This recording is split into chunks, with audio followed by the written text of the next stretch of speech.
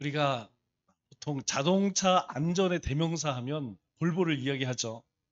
그런데 자동차나 이 선박을 만들 때, 이 선박이나 자동차가 부딪혔을 때에 설계 때부터 일부러 특정 부분을 아주 취약하게 만든다고 해요.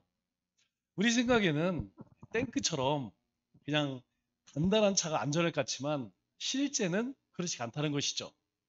이 앞부분에 설계된 약점, 의도된 희생 구조를 넣는다는 거예요. 그러니까 이 배나 자동차가 뭘 딱 부딪히면 운전자를 보호할 수 있도록 차는 망가지지만 운전자를 안전하게 그렇게 보호하는 그런 장치를 만든다고 합니다. 아, 사람에게도 때로 설계된 약점이 좀 필요하죠. 우리가 너무 완벽한 사람, 뭔가 바늘로 찔러도 피 한 방울 안 나올 만한 사람, 여러분 어떻습니까? 그런 사람들하고 이야기를 나누면 막 숨이 막혀요. 그죠? 그냥 대화가 안 돼, 대화가. 그런데 이 사람이 뭔가 좀 나사가 좀 하나 빠진 듯 하면 어떻습니까? 우리가 금방 이렇게 친해질 수도 있고, 그리고 가까워질 수 있어요. 그런데 우리가 완벽하게 살아야 한다, 완벽해야 한다, 이런 생각과 실수 한번 하면 죽는 거예요. 실수 절대로 하면 안 돼. 그러면 이런 마음으로 살면 정신병 생겨요. 스트레스 받아서 못 삽니다. 완전할 수도 없고 실수 안 할 수도 없다는 것이죠. 대부분 이 사람들이 우리도 마찬가지죠. 번아웃이라고 그러죠. 지쳐갖고 넉다운 되는 것 못하겠어. 이렇게 되는 경우는 어느 때냐? 너무 잘하려고 하다 보면 그런 시간이 오게 됩니다. 그런데 그런 것을 꾹꾹 참고 계속 시간이 지나게 되면 결국 인생 자체가 무너질 수 있다는 거예요. 엊그저께 뉴스를 보니까 어떤 아버지가 생일날 아들, 며느리, 손주가 차려준 생일상을 받으러 갔다가 이 사지총으로 쏴버렸어. 왜 그랬을까? 사람들이 다 궁금해해요. 뭐 여러 가지 이유가 있는데 얘기를 안 하고 있어요. 그런데 제 생각에는 그래요. 그 아버지가 참았겠죠. 나이가 많지 않습니다. 62인가 셋밖에 안 됐어요. 62, 셋이면 아직 쌩쌩하죠. 그런데 아주 오랜 시간 동안 이 감정이라는 것이 쌓이고 하니까 나중에는 그렇게 인생 자체가 무너지는 것이죠. 그래서 우리가 세상 살면서 너무 완벽해야지, 완전해야지, 이건 되지도 않고 힘이 들어서 못 삽니다. 우리는 우리 자신이 아주 연약하고 부족한 존재임을 인정해야 한다는 것이죠. 내 약함과 부족함을 인정하는 것이 부끄러울까요? 아닙니다. 나는 이런 것이 조금 부족합니다. 이거 얘기할 수 있는 것이 진정한 용기라는 것이죠. 자신이 감당하지도 못하는 것, 자신이 할 수도 없는 것, 그러면서 강한 척 해보세요. 여러분, 그 인생이요, 참 힘들어요. 제가 여러분들에게 미리 말씀드리잖아요. 저는 차장 못합니다. 얼마나 편한지 몰라요. 틀려도 부담이 없습니다. 왜? 그렇게 알고 있으니까. 제가 이제 시간이 지나서 우리 몇 명 안 되니까 이름을 다 외우지만 막 1000명씩 될 때는 절반은 몰라요. 그냥 집사님, 권사님 요거밖에 구분을 못해. 그냥 권사님 이름이 생각이 안 나. 그러려니 합니다. 나는 이렇게 부족한 사람입니다. 드러내면 내가 편해요. 그런데 그럴 수가 없어. 어떻게 목사가 그럴 수가 있어. 목사는 이것도 잘해야 되고 저것도 잘해야 돼. 다 완벽해야 돼. 여러분, 우리 인생은요, 절대로 그렇게 살아갈 수 없다는 것이죠. 하나님께서 어떤 사람을 찾으실까요? 완전한 사람? 부족함이 없는 사람? 강한 사람? 아니면 뭔가 좀 들떨어진 사람? 왜 하나님께서 강하고 완전한 사람을 찾지 않으실까요? 그 사람은 하나님 안 찾습니다. 여러분, 우리 인생에도 그래요. 내가 권세가 있어, 돈이 있어, 이름이 있어, 뭔가 부족함이 없어. 여러분, 하나님 앞에 엎드리지 않습니다. 하나님 의지하지 않아요. 왜? 하나님 없어도 잘 살고 있거든. 그러나 그렇지 않은 사람, 나는 가진 것이 없어. 능력도 없어. 그렇다고 머리가 좋은 것도 아니야. 뭔가 잘할 수 있는 게 없어. 이런 사람은요. 하나님 앞에 엎드릴 수밖에 없어요. 왜? 하나님이 은혜 주시지 않으면, 하나님이 도와주시지 않으면 살아갈 수 없다는 것을 자신의 그 부족함 속에서 찾게 되는 것이죠. 그래서 예수님은 우리에게 이런 위로의 말씀을 주십니다. 우리 마태복음 11장 28절에 보면 우리가 너무 잘 아는 말씀이죠. 수고하고 짐진 자들아. 누구예요? 우리 인생 아닙니까? 오늘 하루도 여러분 참 수고하고 고생하셨어요. 제가 오늘 첫 번째 한 찬양 참 좋아합니다. 제가 아침 알람을 맞춰놨어요. 매일 4시 20분만 되면 이 찬양이 나옵니다. 얼마나 이 찬양을 들으면서 눈을 뜨면서 힘을 얻습니다. 오늘 이 하루도 하나님이 은혜 주시고 도와주시고 인도하시고 축복해 주셔야 살아갑니다. 눈 뜨면서부터 찬양을 들어요. 여러분도 알람 소리 그거 맞춰 놓으세요. 엄청 좋습니다. 오늘 주님께서 우리에게 주시는 격려의 말씀이 그래 수고했어. 너 인생에 큰 짐을 지고 있지. 다 내게 오라는 거예요. 내게 오라. 나에게 오면 내게 쉬게 하리라. 그런데 강한 사람은요. 완벽을 추구하는 사람은 안 옵니다. 왜? 내가 죽을지언정 내가 어떻게 주님 앞에 나가서 그럴 수 없어. 어렵다는 것이죠. 그래서 주님 앞에 우리의 연약함을 고백하십시오. 힘들면 힘들다고. 지금 문제 때문에 내가 뭐 숨쉬기도 어려워. 그러면 그대로 우리 주님 앞에 내어놓으면 주님께서 뭐라고 하세요? 뭐라고 말씀하세요? 내가 너희를 쉬게 하리라. 내가 너를 쉬게 한다는 거. 걱정하지 마라. 내가 함께 한다. 두려워하지 말라. 내가 너의 하나님 됨이라. 하나님이 이렇게 우리에게 말씀을 주는 것이죠. 예수님의 12 제자들에게 있어서 중요한 것은 제자들 자신이 아닙니다. 이게 제자들 입장에서 볼 때 또는 우리가 성경을 볼 때에 제자들이 예수님 부를 때에 제자들이 그냥 다 버리고 쫓아갔다. 여러분 그게 중요한 게 아니라는 것이죠. 더 중요한 건 뭐냐면 제자들을 부르신 예수님이 중요하다는 거예요. 이 제자들의 모습을 우리가 다 알다시피 그들이 예수님의 제자로서 합당한 그런 사람들이 있었느냐? 없습니다. 뭔가 뛰어난 달란트가 있느냐, 많이 배웠느냐, 아니면 학식이 있고 존경받느냐 그런 사람 하나도 없어요. 그런데 예수님께서 그들을 부르셨을 뿐만 아니라 어떻게 하셨죠? 그들을 변화시키셨습니다. 그들을 완전히 새로운 존재로 만드셨다는 것이죠. 그때 예수님께서는 다 보여주셨어요. 예수님께서 하나님과 어떻게 관계를 맺는지, 사람 앞에서 교만한 이 종교 지도자 앞에서 예수님께서 어떻게 분노하시는지 예수님은 제자들에게 다 보여주시고 그들에게 말씀으로 가르치셨어요. 그랬더니 제자들이 이전과는 달라요. 이전에 예수님이 살아계실 때에는 그냥 말하는 거나 행동하는 것이 정말 예수님의 제자라고 말할 수가 없었죠.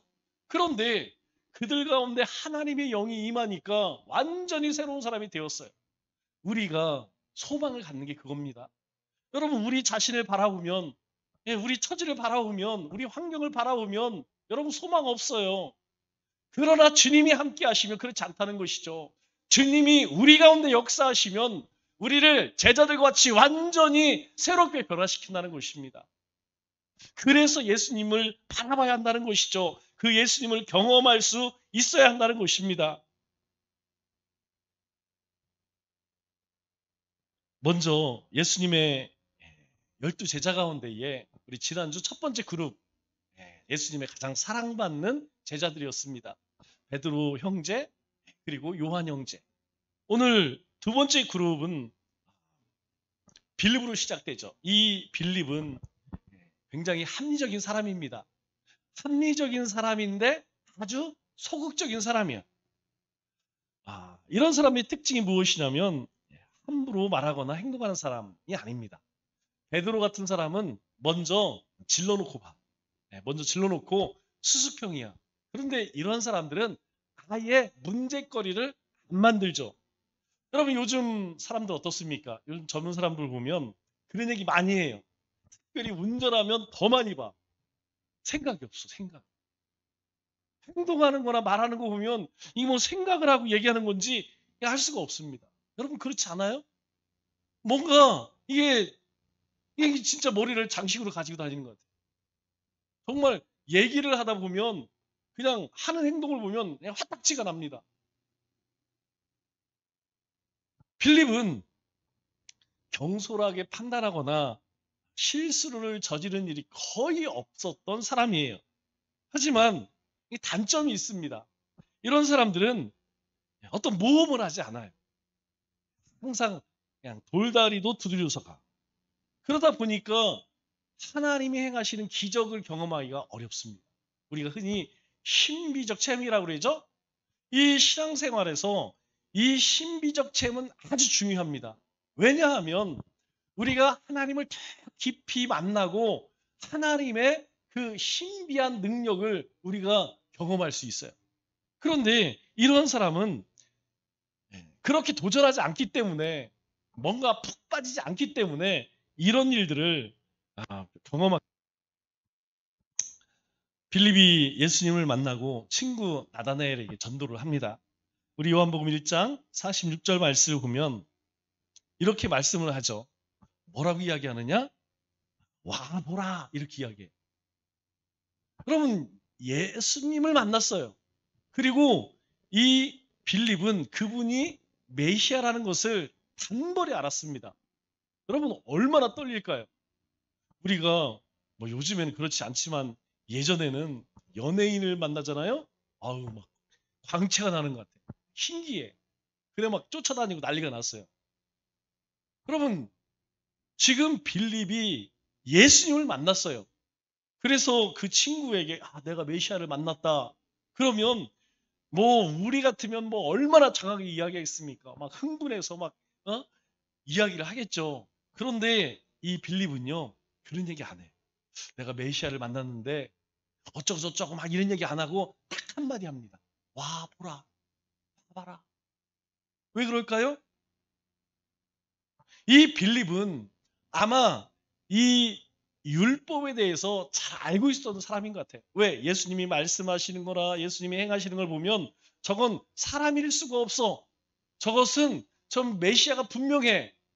메시아를 단번에 알 수 있었다는 것은 하나님의 말씀을 잘 알고 있었다는 사람이 있었다는 것이죠. 그런 그가 이 친구 나다나엘에게 뭐라고 이야기하냐? 와 보라. 그렇게 적극적이지를 못해요. 또 적극적이지 못하다는 것은 무슨 의미입니까?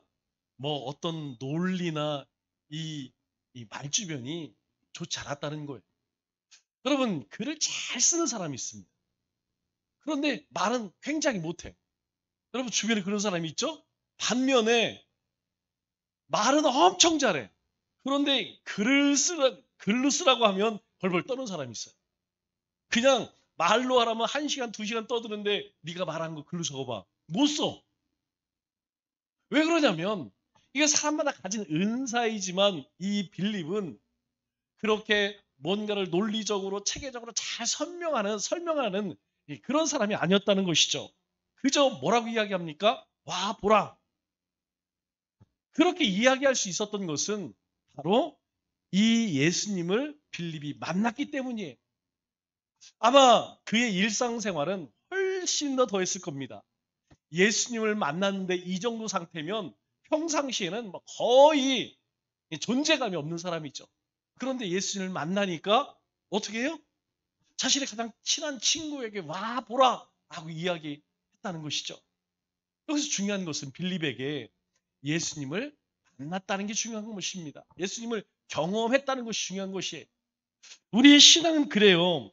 신앙은 여러분 잘 기억하세요. 단순해야 합니다.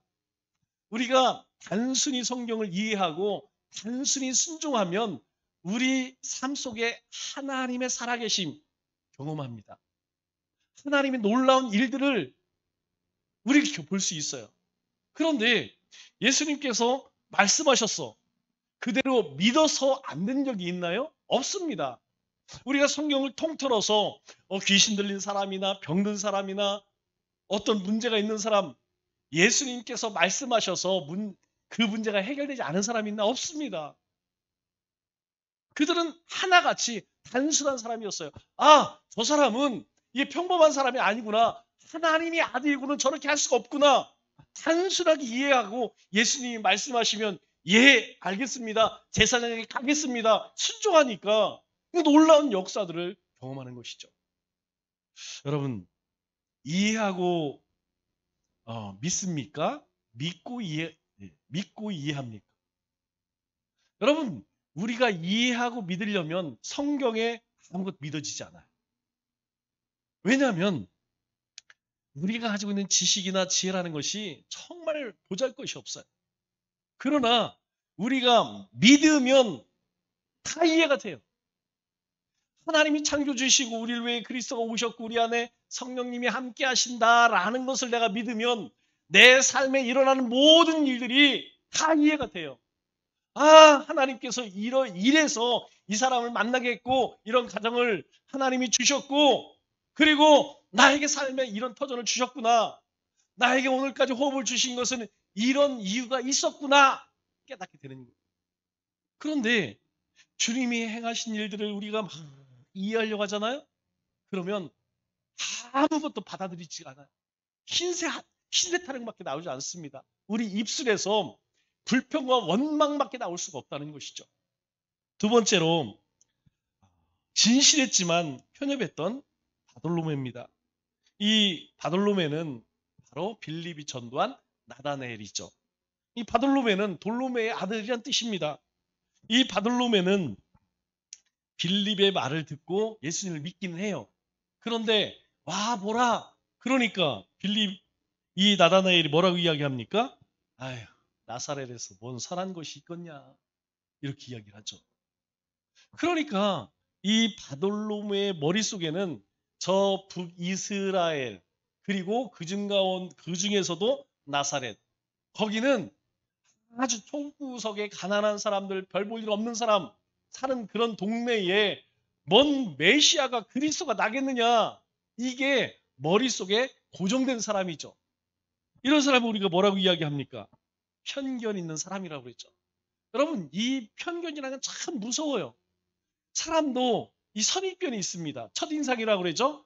처음에 딱 만났을 때 그 인상 여러분 그게요 거의 1초 안에 이루어진대요. 사람이 처음 딱 만났을 때 이 사람이 호감인지 비호감인지 내 스타일인지 아닌지 그냥 1초 안에 다 판걸음이 난대요. 여러분 왜 그렇습니까? 사람은 살아오면서 그 사람이 이 많은 여러 가지 경험을 통해서 가지고 있는 자기만의 편견이 있어요. 선입견이 있다는 것이죠. 그래서 자기 그 선입견에 맞지 않으면 벌써 우리는 쉴드를 치죠. 저 사람은 가까이 할 사람 아니야. 왠지 사기꾼 같아. 여러분 그 사람 어떤 사람인지 잘 몰라요. 사람은 경험해 봐야 되는 거예요. 그런데 우리는 경험해 보기도 말해 보기도 전에 벌써 내가 가지고 있는 선입견이 있으면 거기에다가 누군가에게 한마디 들으면 이제 그게 확정되죠. 그런 성격에다가 누군가가 저 사람은 그랬대. 그러면 벌써 그걸 확실시합니다. 이게 누가 그랬냐면 바돌로메가 바로 그런 사람이었어요.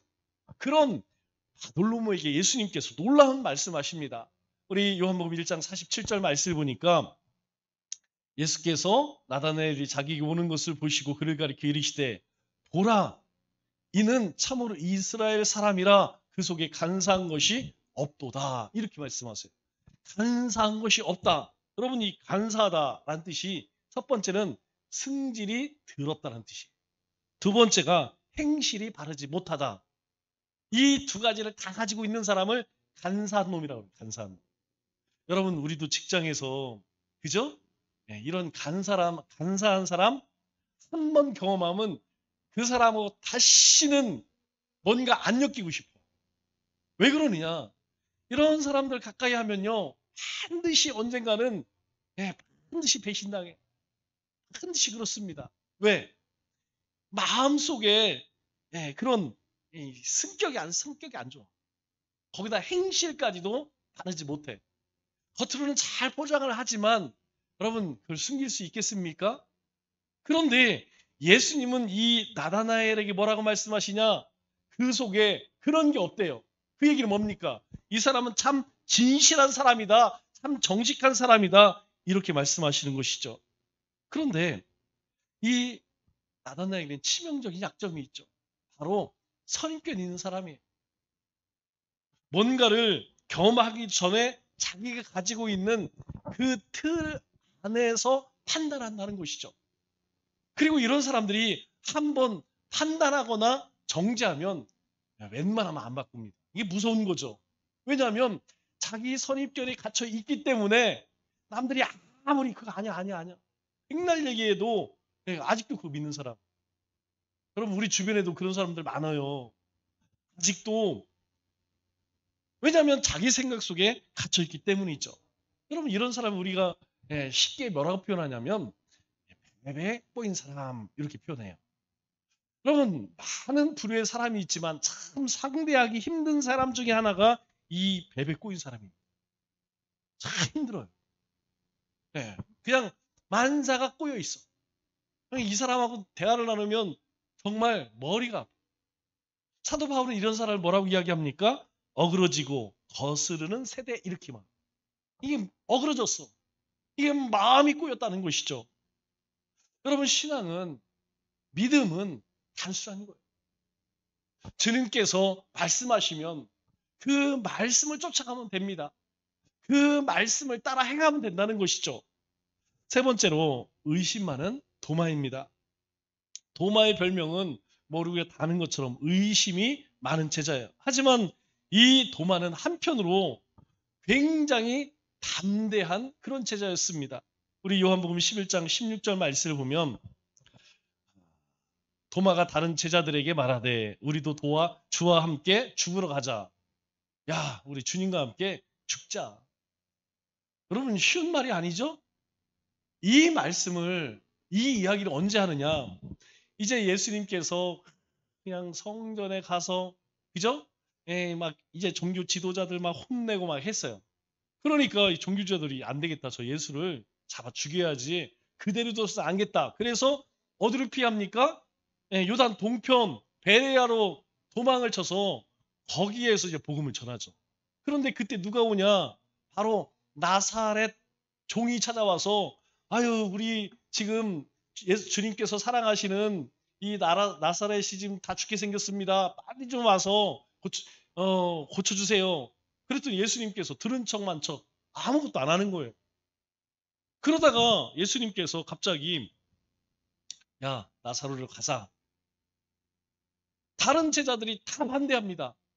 아니 지금 저 예수님을 죽이려고 저 종교 지도자 눈을 시퍼렇게 뜨고 있는데 아니 어디 가긴 어디 갑니까? 다 말려. 아니 절대 안 됩니다. 이 사실은 예수님 걱정하는 게 아니죠. 자기들 걱정하는 거지. 예수님과 같이 괜히 갔다가 같이 잡히면 이거 뭐 신세 망치는 것이죠. 그게 무서워서 안 됩니다. 다 말렸어요. 그런데 도마가 그 제자들에게 뭐라고 이야기해요? 우리도 주와 함께 죽자. 야 죽는 게 두렵냐? 우리도 그냥 죽는다면 죽는 거야. 야, 가자. 주님과 함께 가자. 그 이야기를 하는 사람이 누구냐? 바로 도마였다는 것이죠. 이걸 보면 굉장히 용기 있는 사람입니다. 그러면 이 용기는 어디서 나왔을까요? 여러분 이 용기는 예수님에 대한 확신이 없다면 여러분 이런 용기가 나왔을까요? 예수님에 대한 확신이 있었기 때문에 이 도마는 자신 있게 이런 말을 할 수 있었던 것이죠. 도마는 예수님을 믿었습니다. 확신이 있었어요. 그런데 뭐가 부족했느냐? 하나님의 나라에 대한 확신이 부족했다는 것이죠. 우리 요한복음 14장 5절 말씀을 보면 도마가 이르되 주여 주께서 어디로 가시는지 우리가 알지 못하거늘 그 길을 어찌 알겠사옵니? 아니 주님이 자꾸 어디 가자고 하는데 뭔 길을 예비하신다는데 도대체 그 길은 뭡니까? 예수님께서 도마가 지금 이런 얘기를 왜 해요?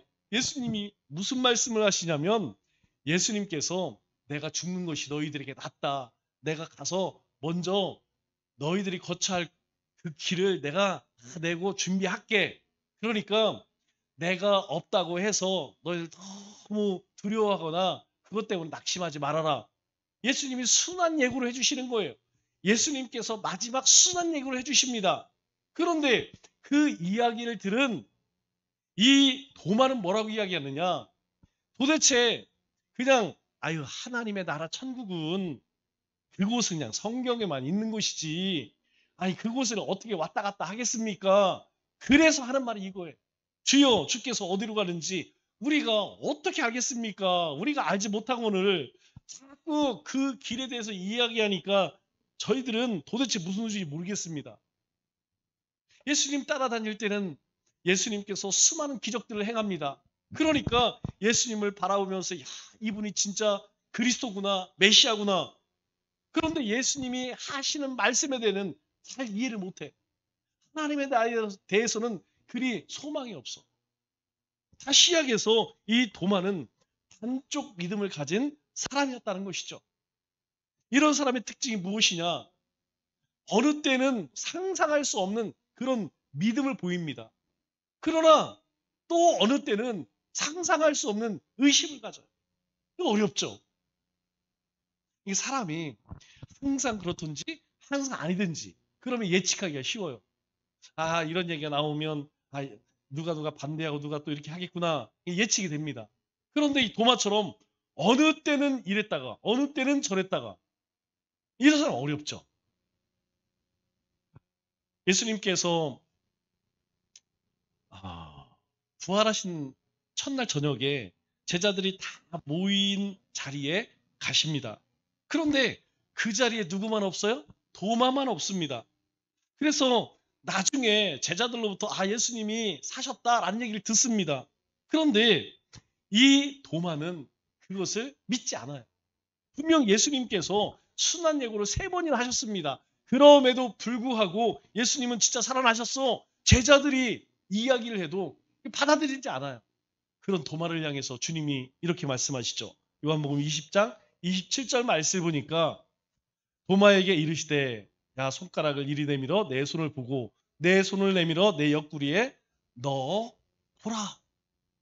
그래 그렇게 믿기지 않으면 자 손을 다오 한번 만져봐. 그러면서 하시는 말씀이 무엇입니까? 믿음 없는 자가 되지 말고 믿는 자가 되라. 여러분 믿음의 반대가 뭡니까? 안 믿는답니까? 아니죠. 믿음의 반대가 의심입니다. 정말 예수님이 구주요? 하나님의 아들이요? 하나님이야? 예수님 정말 십자가에 죽었을까? 부활하셨을까? 이게 바로 불신앙이라는 거예요. 지금 예수님이 하시는 말씀 무엇이냐면 너는 내가 누구인가 지난 3년 동안 다녔지만 왜 나를 믿지 않니? 믿음 없는 자가 되지 말고 믿는 자가 되라. 의심하는 자 되지 말라. 그 이야기를 들은 도마가 뭐라고 고백합니까? 바로 주님이 나의 주님이시요 나의 하나님이십니다. 여러분 이 고백은 이미 베드로가 이 십자가 지시건을 고백했던 거예요. 그 얘기 뭡니까? 베드로가 그런 고백할 때 도마는 뒤에서 비웃었다는 거예요. 비로소 예수님께서 부활하신 그 예수님의 옆구리를 만져보고 난 후에 비로소 이 고백을 하게 됐다는 것이죠. 여러분 우리가 믿음 없으면 다 의심이 돼요. 우리 믿음 없으면 내 삶도 우리의 자녀들도 가정도 교회도 하나님이 우리에게 주신 약속들도 정말 그럴까? 긴가? 민가? 평생 그렇게 살아갈 수밖에 없습니다. 오늘 주님께서 이 도마에게 하신 말씀 믿음 없는 자가 되지 말고 믿는 자가 되라. 주님이 우리를 왜 오셨는지 그 십자가에 죽으신 것 그리고 우리에게 약속하신 것 그걸 붙들라는 거예요. 주님의 말씀을 붙들라. 주님의 약속을 붙들라. 그렇게 말씀합니다. 마지막으로 세리마태죠. 세리마태는 우리가 다 알다시피 세리장. 이스라엘 백성들에게 가장 미움받던 직업을 가진 사람입니다. 그런데 이 예수님의 부름 앞에서 이 마태는 모든 것을 다 포기해. 자신의 재산도 직업도 미래도 다 포기합니다. 여러분, 이게 결코 쉬운 일이 아니죠. 왜냐? 저 어부들 같으면 아마 이 가운데 어렸을 때 밭에 나가서 밭 매본 사람이 있어요. 밭을 매본 사람, 고추를 따본 사람은 진저를 칩니다. 내가 다시는 저거 안 해. 안 해. 어렸을 때 보리밥 많이 먹은 사람은 지금도 보리밥 안 먹어. 그러나 이 많이 안 먹은 사람은 뭐라고 그러냐면 이게 뭐 별미로 맛있대. 그러나 그거 지겨운 사람은요 절대 쳐다보지도 않습니다. 여러분, 이 마태가 살아온 인생이 있어요. 여러분, 그가 아무 어떤 배경 없이 세리가 될 수 있었을까요? 그가 그 부귀를 누릴 수 있었을까요? 그렇지 않다는 것이죠. 다른 제자들과 다르다는 거예요. 다른 제자들은 다 버려두고 예수님을 따라도 잃을 게 별로 없어. 그러나 마태는 다르다는 것입니다. 마태는 잃을 것이 너무나 많았던 사람이에요. 그런데 그 모든 것을 다 포기했습니다. 놀라운 것은 그렇게 이스라엘 백성들에게 모욕당하고 조롱당하고 욕먹던 마태가 마태복음을 기록했다는 거예요. 놀랍지 않습니까? 마태복음을 누구를 대상으로 쓴 복음서예요? 바로 이스라엘 유대인들을 대상으로, 자기 동족을 대상으로 바로 이 마태복음을 썼다는 거예요. 우리 가운데에 왕으로 오신 이분이 정말 이 구약에서 이야기하는 수많은 선지자들이 이야기했던 그 메시아가 바로 이분이다. 그렇게 쓴 책이 마태복음입니다. 다른 제자들은 다르죠. 왜 다를까요? 그는 세리였기 때문에 학문이 있었어요. 그래서 그는 이 이스라엘 백성들을 위해서 그 자신에게 하나님이 주신 그 글 쓰는 능력, 앞서 이야기했던 빌립은 그런 능력이 없어요. 그러나 이 세리에게는 이 능력이 있는 거예요. 하나님이 주신 달란트, 이 숨은 문장력을 가지고 이스라엘 백성들, 자신을 그렇게 미워하고 조롱했던 그들을 위해서 마태복음을 기록했다는 사실입니다. 하나님께서는 우리에게도 숨겨진 은사를 주셨어요. 여러분, 어떤 사람도 우리가 주님 앞에 나는 은사가 없어, 달란트가 없어서 나는 할 일이 없어, 그런 사람이 없다는 것이죠. 어떤 사람은요, 말을 잘합니다. 어떤 사람은 잘 가르쳐요. 어떤 사람은 잘 설명합니다. 어떤 사람은 요리를 잘해요. 어떤 사람은 찬양을 잘합니다. 어떤 사람은 섬김을 잘해요. 다 무엇입니까? 바로 우리가 하나님의 영광을 드러낼 수 있는 하나님이 우리에게 주신 재능이라는 거예요. 욕먹었던 마태가 그 이스라엘 백성들의 이 마태복음을 기록한 것처럼 하나님께서는 오늘 우리의 그 작은 은사이지만 그것을 사용하기를 원하신다는 거예요. 여러분, 나에게 없는 것 보지 마세요. 나에게 하나님이 주신 것, 그것이 무엇인가? 그것이 있다면 아껴두지 마세요. 그것 땅에 파묻어두지 마세요. 그것 가지고 주님을 위해서, 주님 몸된 교회를 위해서 헌신하십시오. 그러면 하나님께서 그 이름을 존귀케 하신다는 거예요. 말씀을 맺겠습니다. 빌립은 상식적이고 합리적이었지만 소극적이고 부정적인 사람이었습니다. 바돌로메는 진실했지만 편협한 사람이었습니다. 도마는 의심이 많았고 또 마태는 미움받는 세리였지만 그 은사대로 쓰임받았습니다. 예수님은 이 약점 많은 제자들을 바꾸셔서 그들의 믿음과 달란트대로 사용하셨습니다. 하나님께서는 우리에게 주신 강점으로 일하기를 원하십니다. 남은 3일도 우리 주님께서 우리에게 주신 은혜와 믿음과 달란트를 통해서 하나님 나라의 일에 귀히 쓰임받는 그릇이 되는 우리 믿음의 군속되시기를 주님의 이름으로 축원합니다. 기도하겠습니다.